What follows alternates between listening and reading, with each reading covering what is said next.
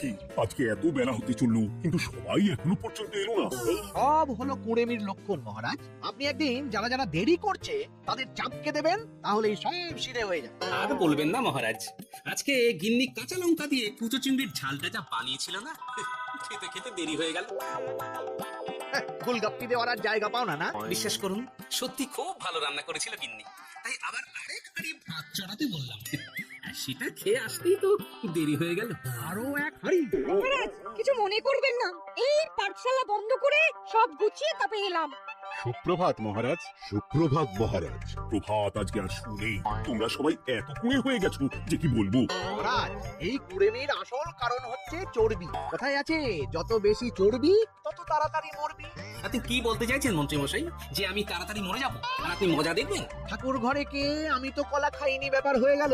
গোপালের একদম মোক্ষম জায়গায় আঘাত লেগেছে, যাকে বলে ওই আঁতে ঘা। তুমি বেশি কথা বলো না বৈদ্য, চুঁচ করে চালুনির বিচার। হ্যাঁ, বৈদ্য তো দেরি করেই এসেছে। আমার মনে হয় প্রত্যেককে এমন ভাবে প্রশিক্ষণ দেওয়া দরকার যাতে তারা একটু চনমনে হয়ে ওঠে। হ্যাঁ মহারাজ, তাহলে আগামীকাল থেকেই শুরু হোক ব্যায়াম আর অস্ত্র শিক্ষা। কুঁড়ে থাকলে রাজ্যের কোনো বিপদ আপদে সভাসদেরা কাজে আসবে না। ঠিক বলেছেন মহারাজ। তাহলে আর দেরি কেন, চলো সবাই এখনই আমরা মাঠে যাই। এই তো মহারাজ ভরপেট খেয়ে এলাম, এখনই মাঠে? ওসব অজুহাত দিয়ে লাভ নেই, চলো চলো চলো।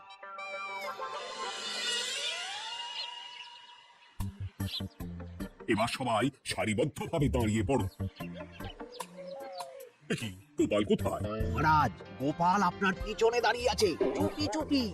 এই গোপাল, যাও যাও মাঠের মাঝখানে গিয়ে দাঁড়াও। এই চাঁদি ফাটা রোদে কেন মহারাজ সুস্থ শরীরকে ব্যস্ত করছেন? এইসব বাজে কথা শুনতে চাই না। শুয়ে বসে থেকে শরীরের কি অবস্থা করেছো?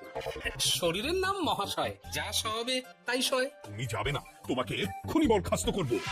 কি জ্বালা, যেখানে আমার সব কাজ বুদ্ধি দিয়েই হয়ে যায় সেখানে গায়ের জোরের কি দরকার? হ্যাঁ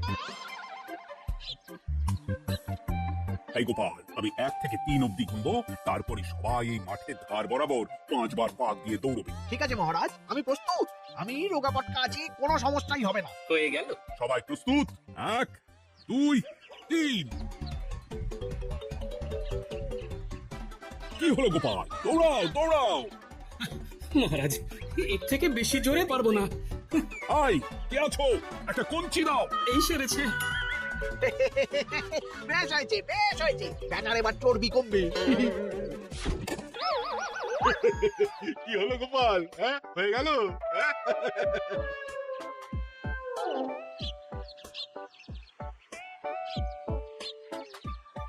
এই উল্টে উল্টে আমাদের দাদু উল্টে গেছে।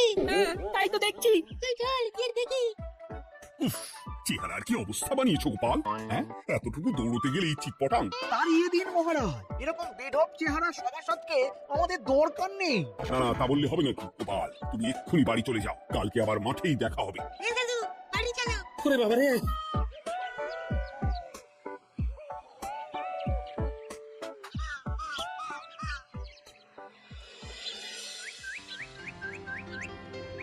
আরে দূর ছাতার মাথা, তখন থেকে জল খেয়েই চলেছ। কি হয়েছে সেটা বলবে তো? শরীর চর্চা হয়েছে, শক্তি খরচা হয়েছে, আর পারছি না। উফ, বাপরে বাপ, কি পায়ে ব্যথা। এই জন্যেই আমি বলি বাবু, একটু বকুটাও নড়াও। কিন্তু কার কথা কে শুনি? ওরে বাবা, অকারণে সুস্থ শরীর ব্যস্ত করবো কেন বলতো? বেশি নড়াচড়া করলেই আয়ু কমে যায়। আরে বাজে কথা কোন শাস্ত্রে লেখা আছে শুনি? শাস্ত্রে কেন যাব, বাস্তবে জলজান্ত উদাহরণ আছে। আমি মানতে পারছি না। হুম, মানতে পারছি না বললে তো হবে না, তোমাকে মানতেই হবে। বেশ, প্রমাণ করো। আমি যদি তোমাকে প্রমাণ করে দিতে পারি, তাহলে আজ থেকে বাড়ির বাজার দোকান করার দায়িত্বটাও তোমাকেই নিতে হবে। দিদা তুমি তো ফেঁসে যাবে, দাদুর সঙ্গে বাজি লড়বে না। এই বাদ দে তো, তোর দাদু আগে প্রমাণ করুক যে বেশি নড়াচড়া করলে বয়স কমে। হ্যাঁ তাহলে বাজি? হ্যাঁ বাজি। আচ্ছা ঠিক আছে, বেশ। তুমি তুমি একটা পশুর নাম বলো তো, যারা খুব তাড়াতাড়ি দৌড়য়। ঘোড়া, হরিণ, চিতাবাঘ আরো আছে। আচ্ছা, এবার সবচেয়ে আস্তে আস্তে কোন পশু চলে এরকম একটা পশুর উদাহরণ দাও। কেন কচ্ছপ? হ্যাঁ, এই তো পেয়ে গেছে উত্তর। এবার তুমি বলো তো, কচ্ছপ কত বছর বাঁচে, আর ঘোড়া, হরিণ, চিতাবাঘ এরা কত বছর বাঁচে? চিতাবাঘ, ঘোড়া কেউই 30 বছরের বেশি বাঁচে না, কিন্তু কচ্ছপ 300 বছরও বেঁচে থাকে। হেরেছে হেরেছে, আমার বউ হেরেছে। উফ। জীবনের কত বড় চাপ নেমে গেল। হ্যাঁ, এই তুমি আমাকে এভাবে হারালে, হ্যাঁ? তখনই বললাম দাদুর সঙ্গে বাজি লড়তে যেও না। নাও এবার খেলা সামলাও।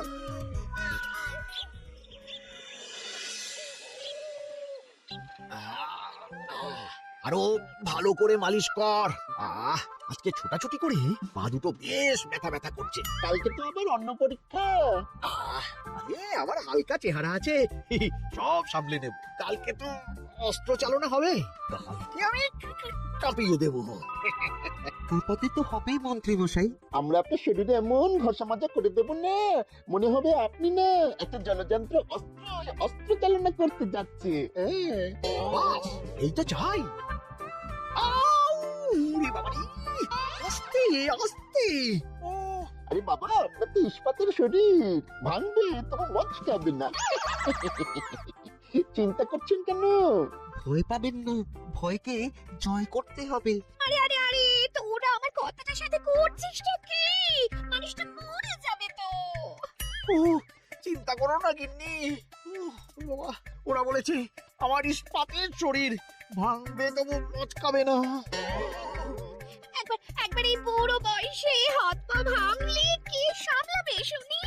মন্ত্রীমশাই, আমাদের বকশিসটা দিয়ে দিন, আমরা কেটে পড়ি। বাবারে বাবা, দিচ্ছি। এনে, এত খাটানোর পরে এতেই এখন খুশি থাক। হ্যাঁ,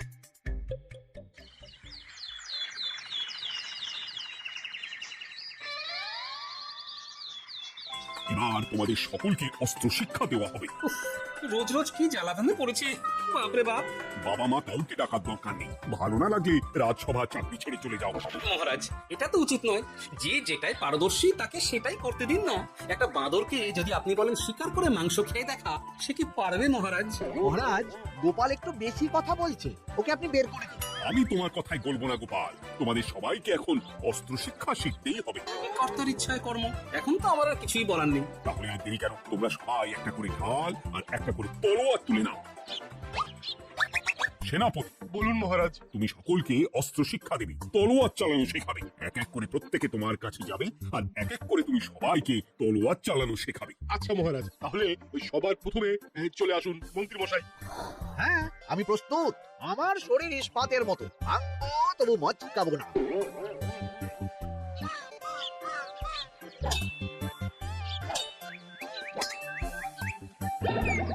কি, কেমন দিলাম? অত সহজ নয় সেনাপতি। আমি মন্ত্রী এমনি এমনি হইনি, আগে অস্ত্র শিক্ষা শিখে তবে মন্ত্রী হয়েছি। এটা কি হলো? হ্যাঁ, আপনি অস্ত্র শিক্ষায় পারদর্শী, কিন্তু আরো বিচক্ষণ হতে হবে। কারণ আজকে এই পাগড়ির জায়গায় আমি যদি তলোয়ার আপনার গলার দিকে চালাতাম, তাহলে কিন্তু আপনার এই ভবলীলা এখানেই সাঙ্গ হয়ে যেত। ঠিক আছে ঠিক আছে, মনে রাখবো। এবার বাকিদের তো ডাকো। হ্যাঁ, এরপরে তলোয়ার চালানো শিখতে আসবে গোপাল। বাবা বাবা, গোপাল তুমি আবার দল বল নিয়ে এসেছো। দেখি তোমার কত দম। গোপাল, তুমি প্রস্তুত হও। আমি প্রস্তুত। ওরে বাবারে, এ তো ভয়ানক চাপের কাজ, আমাকে বেশ বেগ পেতে হচ্ছে। সামলাও গোপাল। না, আমাকে অন্য রাস্তা দেখতে হবে।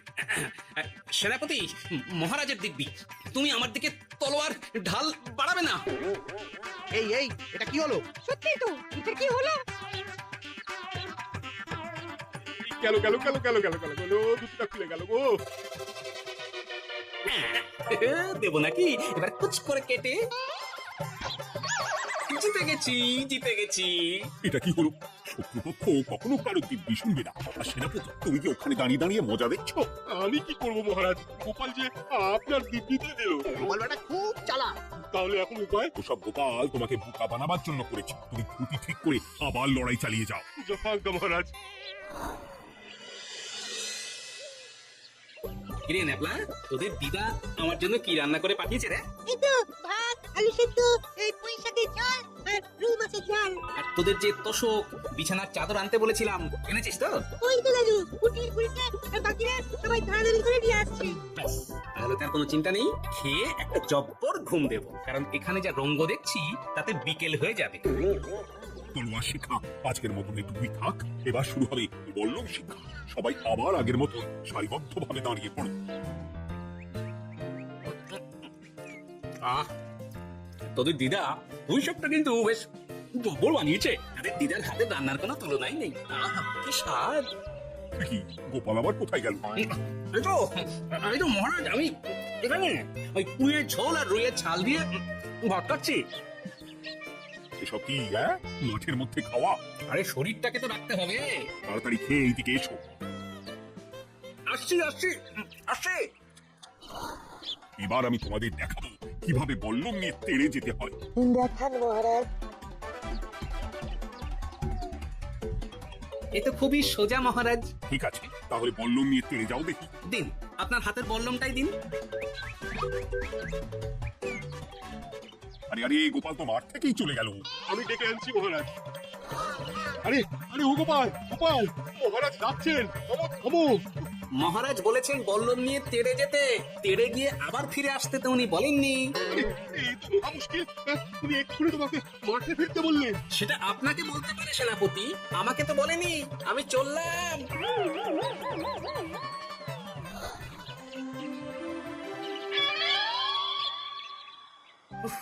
বাবারে বাবা, কি ঝক্কি! অনেক বুদ্ধি করে মাঠ থেকে খাটে চলে এসেছি। আমিও নড়ছি না। এ কি বলি, তোমাদের তো এখন অস্ত্র শিক্ষা নেওয়ার কথা। হ্যাঁ?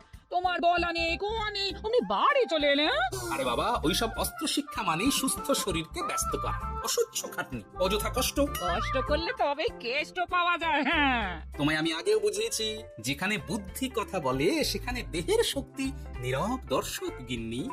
আরে বাবা, সে না হয় বুঝলাম, কিন্তু মহারাজ তো ভালোর জন্য সবাইকে অস্ত্র শিক্ষা দেওয়ার চেষ্টা করছে না। আরে বাবা, যার যা কাজ তাকে সেটা করালেই পারে। মহারাজ তো সেটা বুঝতেই চাইছেন না। আমি এখন ঘুমো।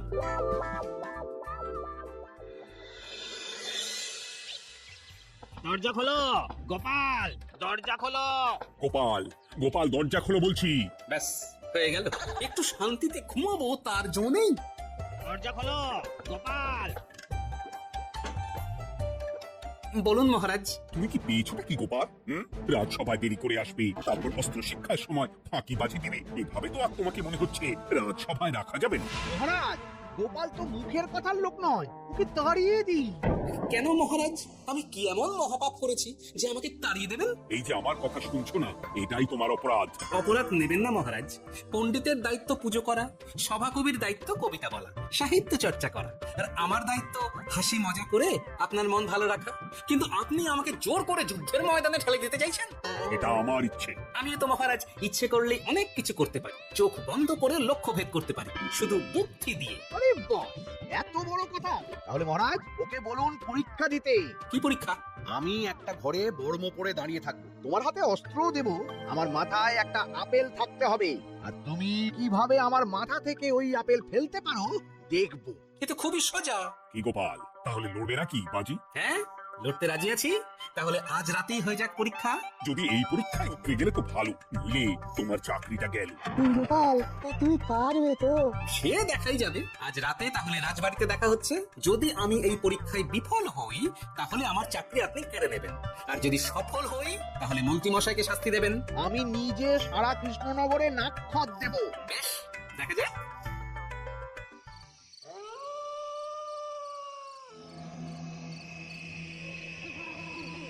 কি মন্ত্রীমশাই, ব্যবস্থা সব ঠিকঠাক হয়েছে তো? হ্যাঁ, এবার শুধু গোপালের পরীক্ষার পালা। আমি তাহলে বাইরে গেলাম, গোপালকে পাঠিয়ে দিচ্ছি।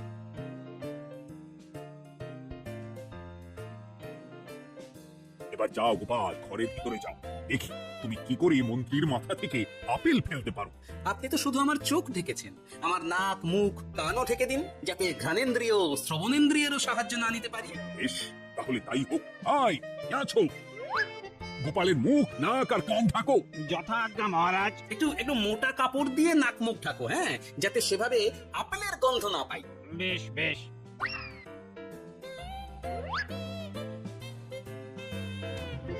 যাও গোপাল। গোপাল, এবার তোমার চাকরি গেল। এবার তুমি কি করবে? কি করবে? দৌড় ঝাঁপে ফাঁকিবাজি? হ্যাঁ?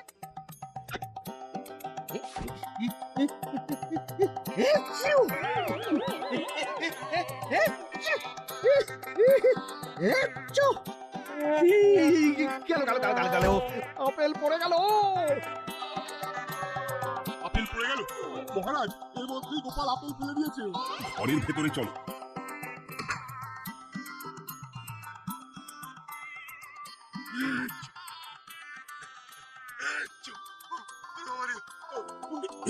এ কি?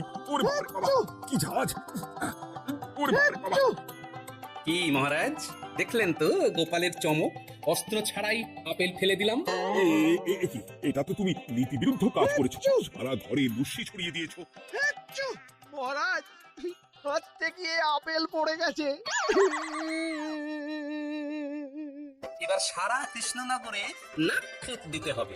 সত্যি সত্যি গোপাল, বুদ্ধি তো তোমার জুড়ি মেলা আভার। আমার নাম গোপাল ভাঁড়। একটা কথা মনে রাখবেন, কেউটে সাপের লেজে পা দেবেন না, আর গোপালের কাজে বাধা দেবেন না। যে কাজ বুদ্ধি দিয়ে করা যায়, তার কাছে শক্তি ছোট্ট শিশু মাত্র। সত্যি গোপাল, আজ তুমি সেটাই প্রমাণ করে দিলে। আর আজ থেকে তোমাকে তোমার ইচ্ছার বিরুদ্ধে খাটাবো না। তুমি খাও দাও, ভুড়ি বানাও। যার যা কাজ সে তাই করবে। যেমন এখন মন্ত্রী মশাই নাক্ষত দেবেন। হ্যাঁ, ভুল করে বাজি ধরে ফেলেছি, এখন নিজেই চাপে পড়ে গেলাম। তাহলে আর দেরি কেন? নাক্ষত এখন থেকেই শুরু হোক। কৃষ্ণনগরের রাস্তা শেষ হতে হতে সকাল হয়ে যাবে।